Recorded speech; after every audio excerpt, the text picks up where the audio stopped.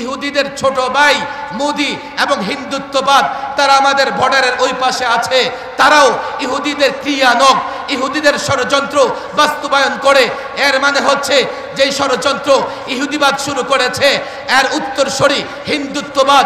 আমরা বড় বিপদে আছি, আমরা বড় ঝুঁকিতে আছি। আমরা যদি ইসলাম উপস্থাপন করে, ইসলামী ফর্মুলা উপস্থাপন করে এই জাতি, এই যুবকদের বুঝাতে না পারি, আমরা নিরাপদ নই। বাংলাদেশ নিরাপদ নয়, বাংলাদেশের মা বোন নিরাপদ নয়, বাংলাদেশের মানচিত্র নিরাপদ নয়, বাংলাদেশ মা বোনদের ইজ্জত সম্ভব নিরাপদ নয়। এই জন্যই তো বলি, কাকে পরোয়া করো, কাকে ভয় করো? আমি বাংলাদেশের যুবকদের, বাংলাদেশের প্রত্যেকটা মুসলমানের হার্টবিট চেক করে দেখেছি। আল্লাহর কসম, আমরা শুধু ব্যর্থতার জায়গা আমাদের এটা, আমরা পাড়া মহল্লায় নেতৃত্ব তৈরি করতে পারি নাই, থানায় নেতৃত্ব তৈরি করতে পারি নাই, জেলায় নেতৃত্ব তৈরি করতে পারি নাই, আমরা ত্যাগী আলেমকে মূল্য দিতে পারি নাই, আমরা ত্যাগী আলেমদেরকে সামনে দাঁড় করিয়ে নেতা হিসেবে ঘোষণা করতে পারি নাই, আমরা জাতিকে ইসলাম বুঝাতে পারি নাই। আল্লাহর কসম করে বলি, এক মুহাম্মদ আরবি দ্বীনের দাওয়াতি কাজ শুরু করেছেন, মক্কায় থাকতে পারে নাই, মদিনায় হিজরত করেছেন। একদিকে ইহুদি, পত্তলিক, নাসারা সব ষড়যন্ত্র করেছে, আল্লাহর নবীর মিশন বন্ধ করতে পারে নাই, ইসলামের মিশন বন্ধ করতে পারে নাই। আল্লাহর নবীর চরিত্র, সিরাত আমাদের আদর্শ, আল্লাহর নবীর কর্মপন্থা আমাদের কর্মপন্থা। এই নওগাঁ থেকেই শুরু হতে পারে। নওগাঁর ওলামায়ে কেরাম, মাদ্রাসার ছাত্র আর যারা মাদারেসে কওমিয়াকে মহব্বত করে, তারাও যদি একত্রিত হয়ে অবকাঠামো নির্মাণ করে গঠনমূলক কাজ করতে পারি। আমি এই নওগাঁর এই ময়দানে বসে বলে যাচ্ছি, ওলামাদের উদ্দেশ্যে বলে যাচ্ছি, ইহুদিরা গাজা ধ্বংস করে দিয়েছে। আল্লাহর কসম, ধ্বংসস্তূপ থেকে আবারও গাজা পুনর্নির্মাণ হবে, আবারও ভারতে বাবরি মসজিদ নির্মাণ হবে, হাজারো মসজিদ নির্মাণ হবে। কাফের, বেঈমান, তাগুত যারা এই মুসলমানদের বিরুদ্ধে ষড়যন্ত্র করছে, আল্লাহর কসম, তোমরা যদি জাগ্রত হও, আবারও যদি আমরা জিহাদের ময়দানে ঝাঁপিয়ে পড়তে পারি, তাগুত আমাদের মোকাবেলায় টিকবে না।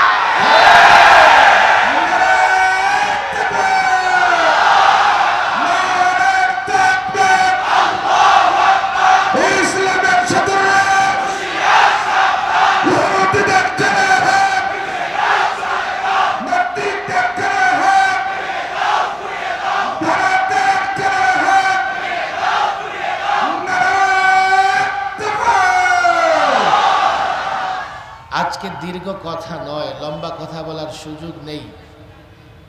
যদি আপনারা মনে করেন আপনি লম্বা ওয়াজ করেন, আমি মনে করব আপনারা আজকের এই প্রোগ্রামের চাহিদা বুঝতে ব্যর্থ হয়েছেন। ওয়াজের জন্য নয়, এটা ওলামায়ে হক, আহলুস সুন্নাহ ওয়াল জামাআহ, যারা আল্লাহর নবীর প্রকৃত অনুসারী, তাদের এটা মহাসম্মেলন। এই সম্মেলন থেকে সকল বাতিলের প্রতি বার্তা যাবে। আমরা হকপন্থী, আহলে হক, ঐক্যবদ্ধ, দেশের প্রয়োজনে, ইসলামের প্রয়োজনে আমরা যে কোনো সময় সংগ্রামে, আন্দোলনের ময়দানেও ঐক্যবদ্ধ থাকবো ইনশাআল্লাহ। এই মঞ্চে নওগাঁর শীর্ষ ওলামায়ে কেরাম উপস্থিত আছেন।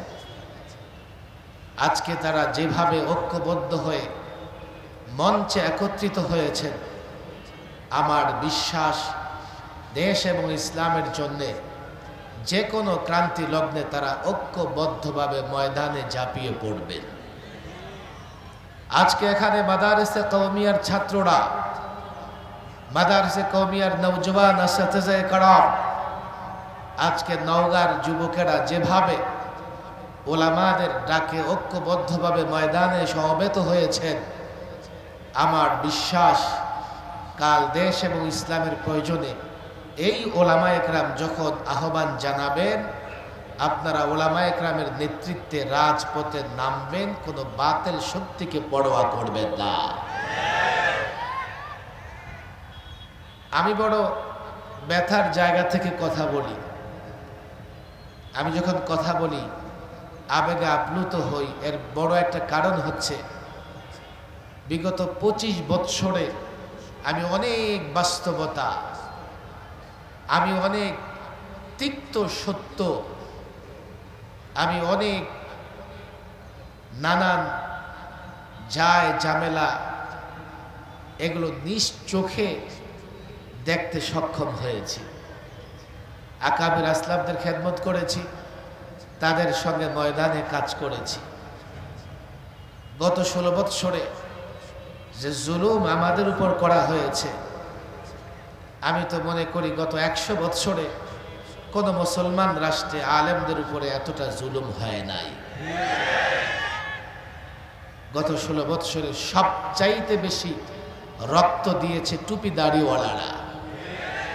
গত 16 বৎসরে সবচাইতে বেশি জুলুম, নির্যাতন, রিমান্ড সহ্য করেছে টুপি দাড়িওয়ালা, বিশেষ করে মাদারিসে কওমিয়ার শিক্ষক এবং ছাত্ররা।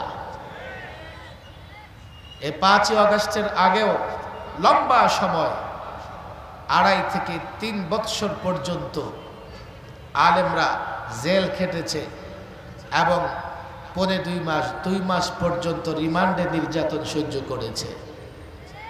21-এ আমরা যখন গ্রেফতার হই তখন হয়তোবা কয়েকজনের নাম আপনারা জানেন, তবে ওলামা, মাদ্রাসার ছাত্র, টুপি দাড়িওয়ালা এবং যারা আলেমদেরকে মহব্বত করে এমন যাদের গ্রেফতার করা হয়েছে তাদের সংখ্যা 2600, 2600।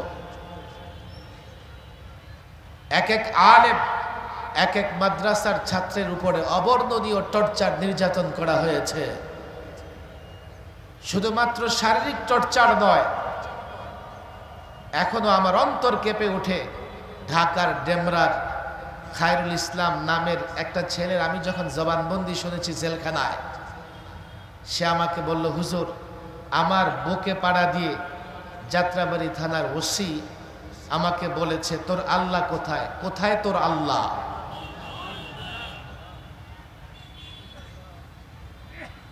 আমি একজন নিরীহ মানুষ, আমাকেও 2.5 মাস রিমান্ড খাটতে হয়েছে।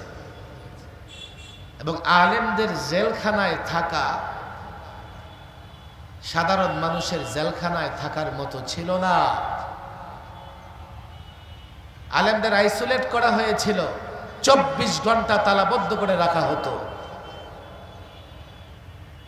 ঢাকার কেন্দ্রীয় কারাগার কেরানীগঞ্জ বড় আধুনিক কারাগার তারা বানিয়েছে। এর ভেতরে জিম আছে, বডি বিল্ডিং করা যায়। এর ভেতরে বিউটি পার্লার আছে, সাজাও যায়। এর ভেতরে গান শিক্ষা করার জায়গা আছে, হারমোনিয়াম, ঢোল, তবলা নিয়ে গান শেখা যায়। লাইব্রেরি আছে, আবার বিকেল বেলায় সেখানে পুরি সিঙ্গারাও খাওয়া যায় টাকা দিয়ে কিনে। বিশাল 2 মাঠ আছে, বন্দীরা সারাদিন ওখানে খেলাধুলা করে।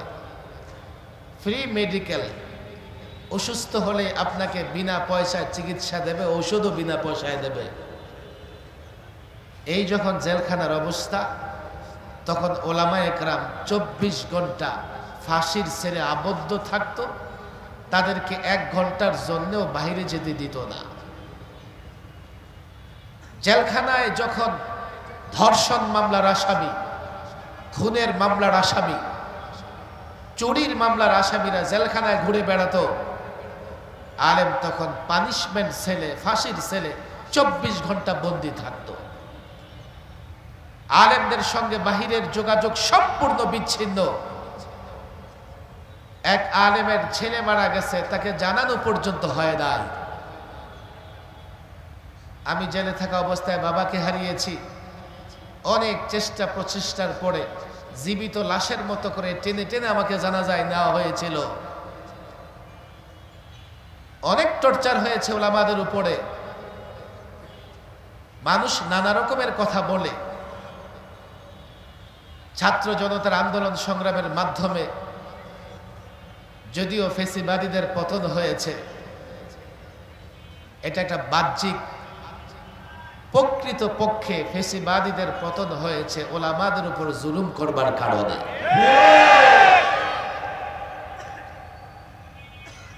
অনেকেই বলে তারা ফিরে আসবে। আমি বলি দেখো, আল্লাহর গজবে যাদের পতন হয় তারা ফিরে আসতে পারে না।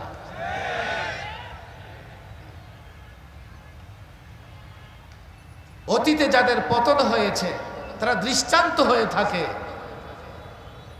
যাতে পরবর্তীতে লোকেরা বলতে পারে আলেমদের উপর জুলুম করলে এই পরিণতি হয়। ফেরাউন, নমরুদ এবং তাদের উত্তরসূরি সকলকে আল্লাহ দৃষ্টান্ত বানিয়েছেন।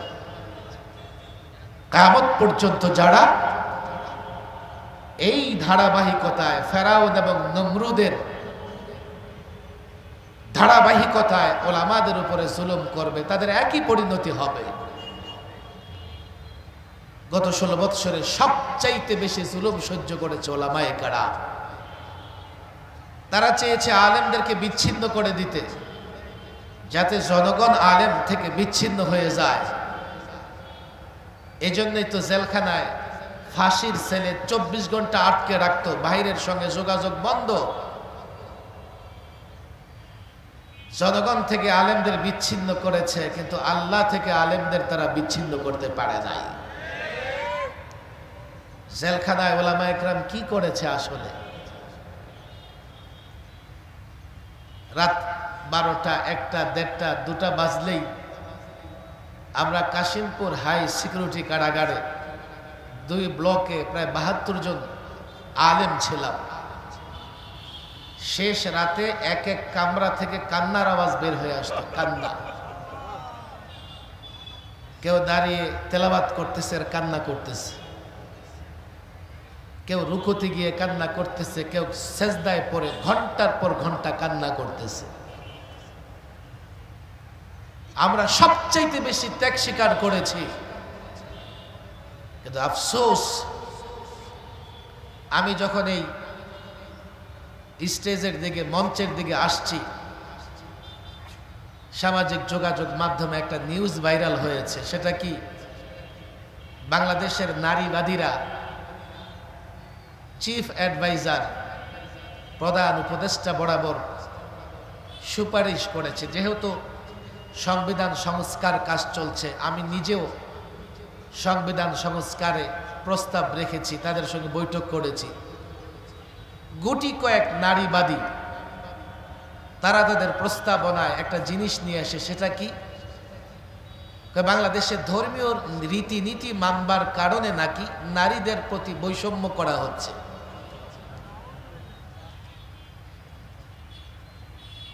এদেশে যখন কোনো নাস্তিক ধর্মের উপরে দায় চাপাবে, আপনি খুশি হবেন না যে আরো তো অনেক ধর্ম আছে।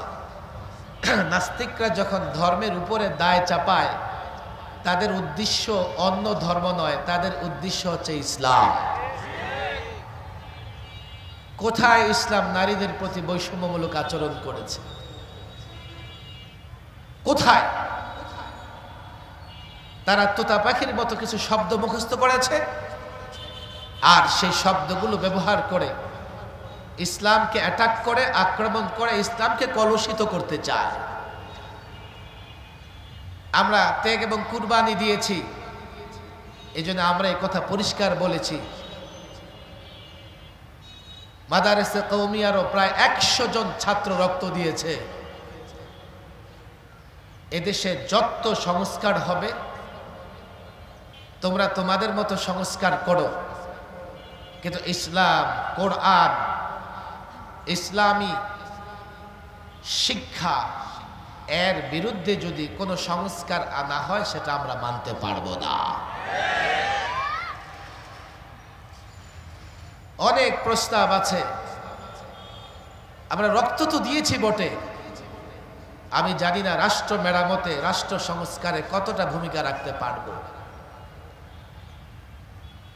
আজকে বড় অবাক করা বিষয়, এই বক্তৃতা আমি অনেকেই আমার আগেও দিয়েছেন, ওলামাদের হাতে পায়ে ধরে আমি কিছু কথা বলে যাই।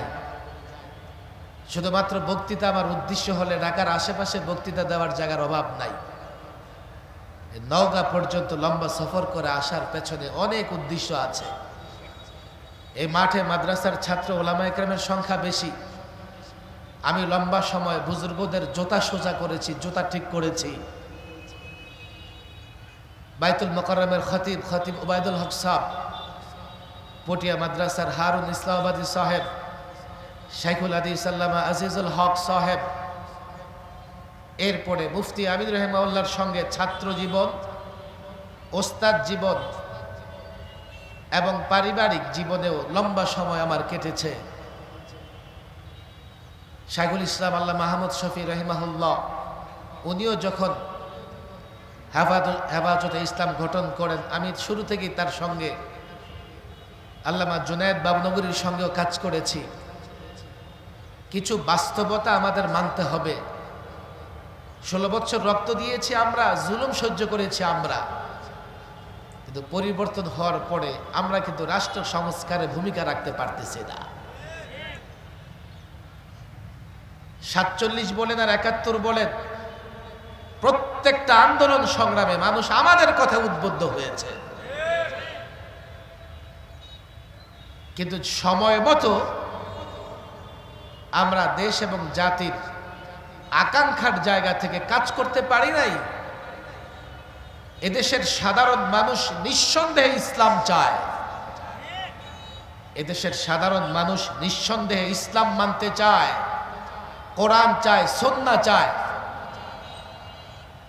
কিন্তু রাষ্ট্র পরিচালনায় সাধারণ মানুষের আকাঙ্ক্ষা, সাধারণ মানুষের চাহিদার প্রতিফলন ঘটে না। যারাই ক্ষমতায় যায় তারাই প্রভু রাষ্ট্রগুলোকে, তাদের প্রভু রাষ্ট্রগুলোকে খুশি করবার জন্য ইসলামের উপর আঘাত হানে, ইসলাম মানতে তারা রাজি হয় না। এর বড় ব্যর্থতা আমাদের আমাদের আমাদের আজকে যখন ফিলিস্তিনে, গাজ্জাতে, রাফা এবং গাজ্জা দুটি শহরকে মরুভূমি বানিয়ে ফেলা হয়েছে, সিজফায়ার, যুদ্ধবিরতি, পৃথিবীতে যুদ্ধবিরতি ঘোষণা করবার পরে আক্রমণ করা, এটা কাপুরুষের কাজ, এটা গাদ্দারের কাজ, এটা বেঈমানদের কাজ।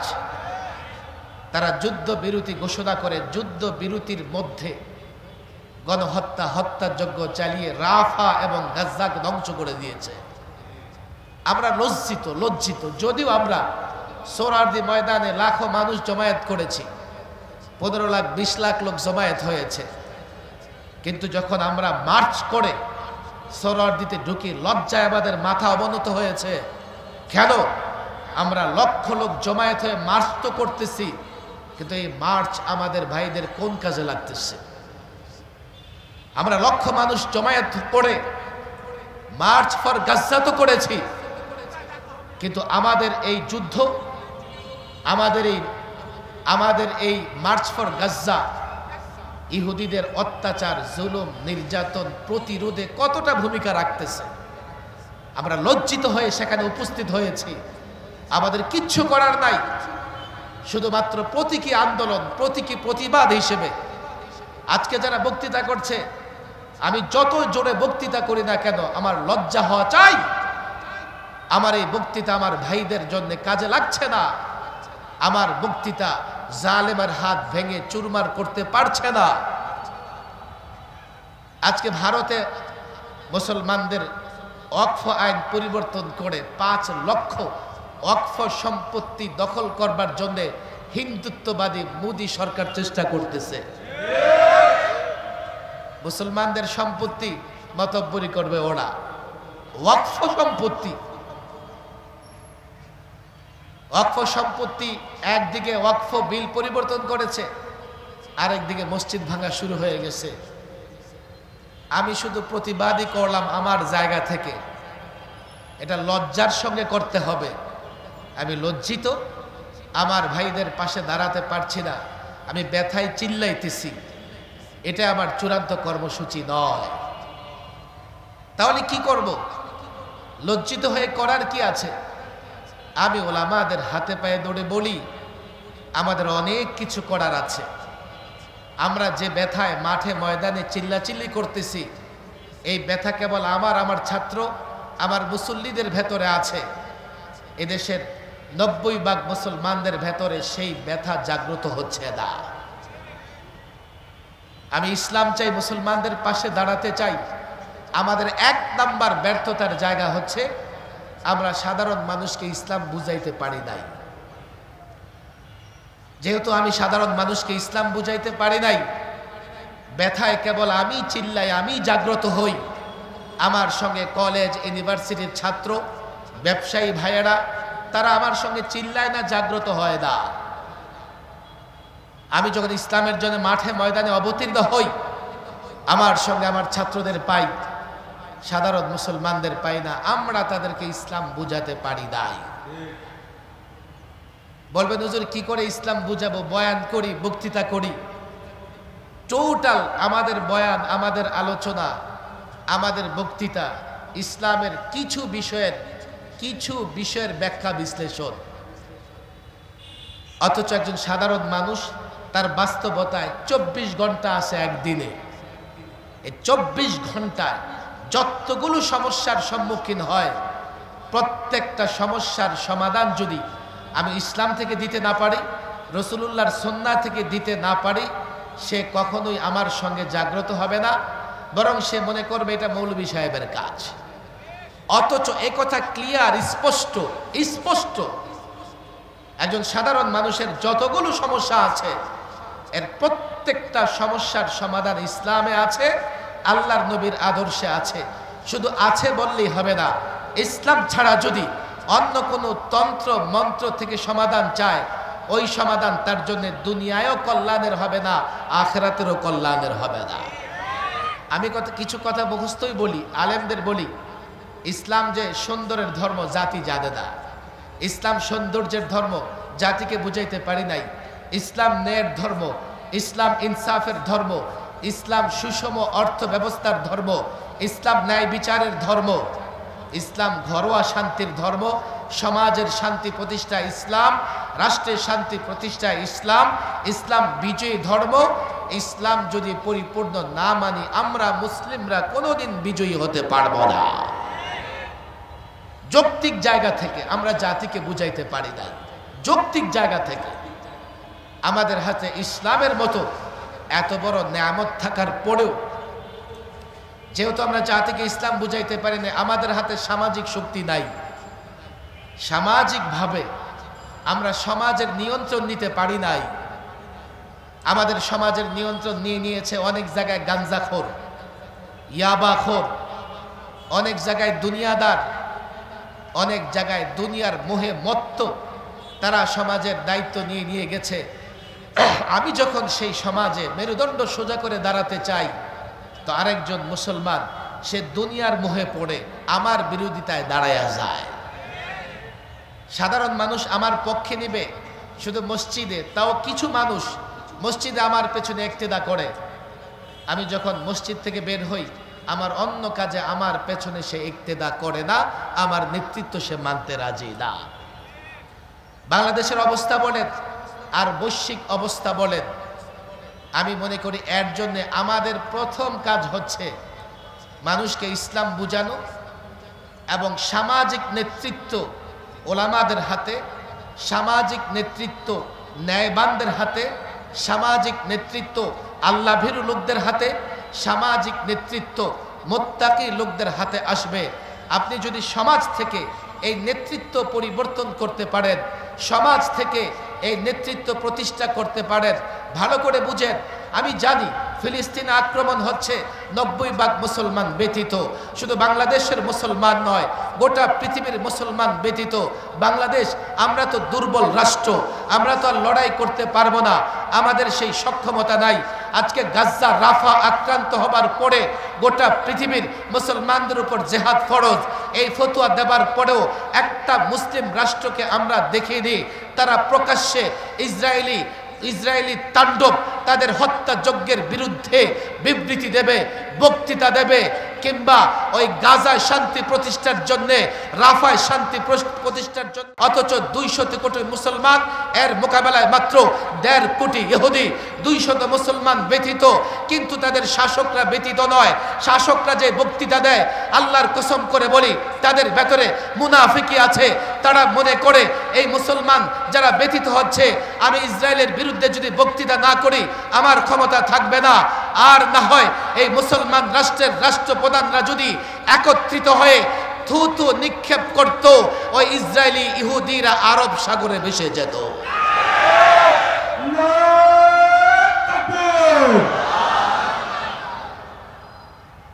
আপনার নিজের জায়গা থেকে নেতৃত্ব প্রতিষ্ঠা করতে হবে। আজকে 200 কোটি মুসলমান যা চায়, তাদের শাসকরা তা চায় না। তাদের শাসকরা কেবলমাত্র ক্ষমতা চায়, অন্য কিছু চায় না। নেতৃত্বের পরিবর্তন যদি আমি সমাজ থেকে করতে পারি, এইভাবে নেতৃত্বের পরিবর্তন মুসলমান প্রত্যেকটা রাষ্ট্রে যদি হয়, আর এমন একজন নেতা হয় যে মুসলমানদের অন্তরের ব্যথা বুঝে, তখন আপনি যেখান থেকে স্লোগান দিবেন, যেখানেই সমবেত হবেন, ওই রাষ্ট্রপ্রধানরা, রাষ্ট্র শক্তি মুসলমানদের পক্ষে কাজ করবে। এর আগ পর্যন্ত আমরা যতই মিছিল মিটিং করি, লজ্জা হতে হবে আমাদের। এই বাংলাদেশের এই লম্বা সময় আমরা কত মিছিল মিটিং করেছি। আমি বলি না যে মিছিল মিটিং করবেন না, করতে তো হবেই।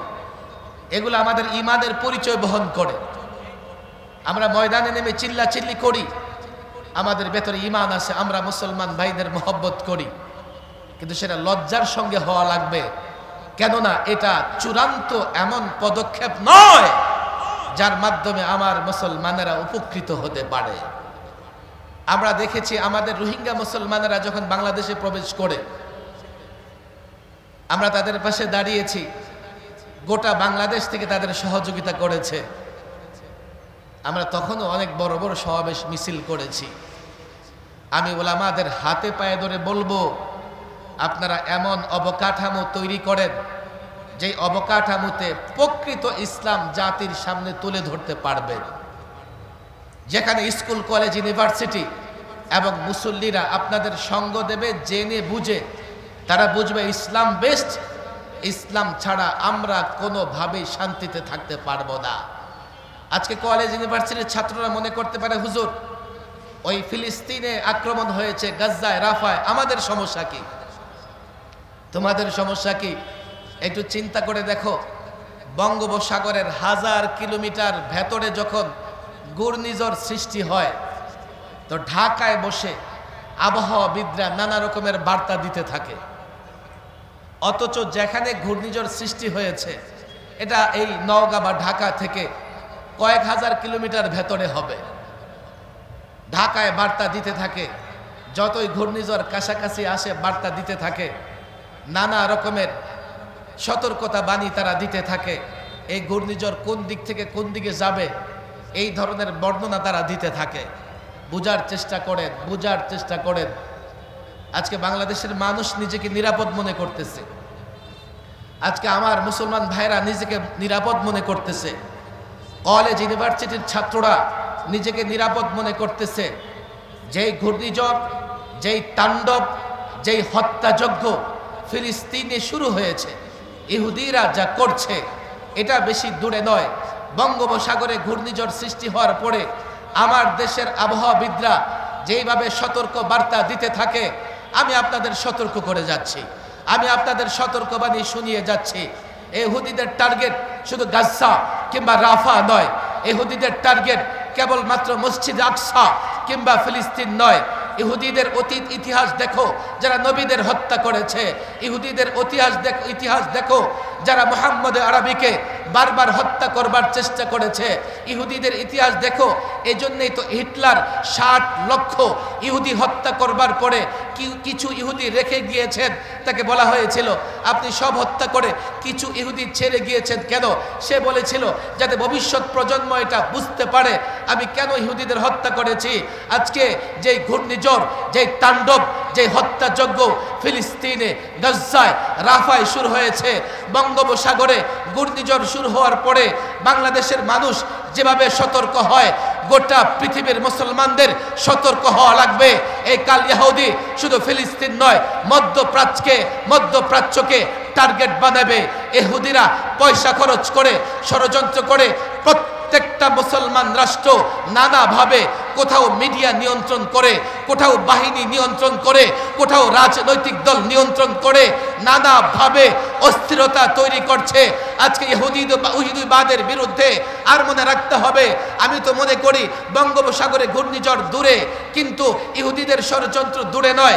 ফিলিস্তিন, গাজ্জা দূরে হতে পারে, ইসরায়েল দূরে হতে পারে, কিন্তু ইহুদিদের ছোট ভাই মোদি এবং হিন্দুত্ববাদ তারা আমাদের বর্ডারের ওই পাশে আছে। তারাও ইহুদিদের ক্রিয়ানক, ইহুদিদের ষড়যন্ত্র বাস্তবায়ন করে। এর মানে হচ্ছে যে ষড়যন্ত্র ইহুদিবাদ শুরু করেছে, এর উত্তরসূরি হিন্দুত্ববাদ। আমরা বড় বিপদে আছি, আমরা বড় ঝুঁকিতে আছি। আমরা যদি ইসলাম উপস্থাপন করে, ইসলামী ফর্মুলা উপস্থাপন করে এই জাতি, এই যুবকদের বুঝাতে না পারি, আমরা নিরাপদ নই। বাংলাদেশ নিরাপদ নয়, বাংলাদেশের মা বোন নিরাপদ নয়, বাংলাদেশের মানচিত্র নিরাপদ নয়, বাংলাদেশ মা বোনদের ইজ্জত সম্ভব নিরাপদ নয়। এই জন্যই তো বলি, কাকে পরোয়া করো, কাকে ভয় করো? আমি বাংলাদেশের যুবকদের, বাংলাদেশের প্রত্যেকটা মুসলমানের হার্টবিট চেক করে দেখেছি। আল্লাহর কসম, আমরা শুধু ব্যর্থতার জায়গা আমাদের এটা, আমরা পাড়া মহল্লায় নেতৃত্ব তৈরি করতে পারি নাই, থানায় নেতৃত্ব তৈরি করতে পারি নাই, জেলায় নেতৃত্ব তৈরি করতে পারি নাই, আমরা ত্যাগী আলেমকে মূল্য দিতে পারি নাই, আমরা ত্যাগী আলেমদেরকে সামনে দাঁড় করিয়ে নেতা হিসেবে ঘোষণা করতে পারি নাই, আমরা জাতিকে ইসলাম বুঝাতে পারি নাই। আল্লাহর কসম করে বলি, এক মুহাম্মদ আরবি দ্বীনের দাওয়াতি কাজ শুরু করেছেন, মক্কায় থাকতে পারে নাই, মদিনায় হিজরত করেছেন। একদিকে ইহুদি, পত্তলিক, নাসারা সব ষড়যন্ত্র করেছে, আল্লাহর নবীর মিশন বন্ধ করতে পারে নাই, ইসলামের মিশন বন্ধ করতে পারে নাই। আল্লাহর নবীর চরিত্র, সিরাত আমাদের আদর্শ, আল্লাহর নবীর কর্মপন্থা আমাদের কর্মপন্থা। এই নওগাঁ থেকেই শুরু হতে পারে। নওগাঁর উলামায়ে কেরাম, মাদ্রাসার ছাত্র আর যারা মাদারেসে কওমিয়াকে মহব্বত করে, তারাও যদি একত্রিত হয়ে অবকাঠামো নির্মাণ করে গঠনমূলক কাজ করতে পারি, আমি এই নওগাঁর এই ময়দানে বসে বলে যাচ্ছি, উলামাদের উদ্দেশ্যে বলে যাচ্ছি, ইহুদিরা গাজা ধ্বংস করে দিয়েছে। আল্লাহর কসম, ধ্বংসস্তূপ থেকে আবারও গাজা পুনর্নির্মাণ হবে, আবারও ভারতে বাবরি মসজিদ নির্মাণ হবে, হাজারো মসজিদ নির্মাণ হবে। কাফের, বেঈমান, তাগুত যারা এই মুসলমানদের বিরুদ্ধে ষড়যন্ত্র করছে, আল্লাহর কসম, তোমরা যদি জাগ্রত হও, আবারও যদি আমরা জিহাদের ময়দানে ঝাঁপিয়ে পড়তে পারি, তাগুত আমাদের মোকাবেলায় টিকবে না।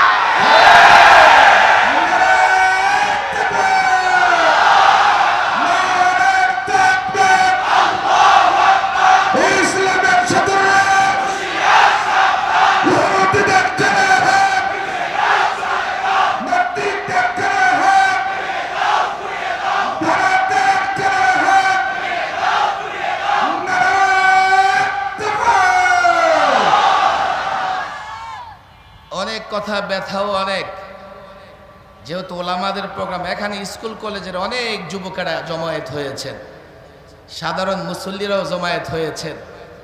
আপনারা আলেমদের ভুল বুঝবেন না। আমি কলেজ ইউনিভার্সিটির ছাত্রদের বলি, একটু বিশ্বের দিকে তাকিয়ে দেখেন। আপনি মুসলমান নামে হন আর কামে। আমি তো দেখেছি মায়ানমার থেকে, আরাকান থেকে যখন রোহিঙ্গা যুবকেরা আসে, তাদের সবার চেহারায় দাঁড়িয়ে আছে এমন না, বরং অনেকের চেহারায় দাঁড়িয়ে নেই।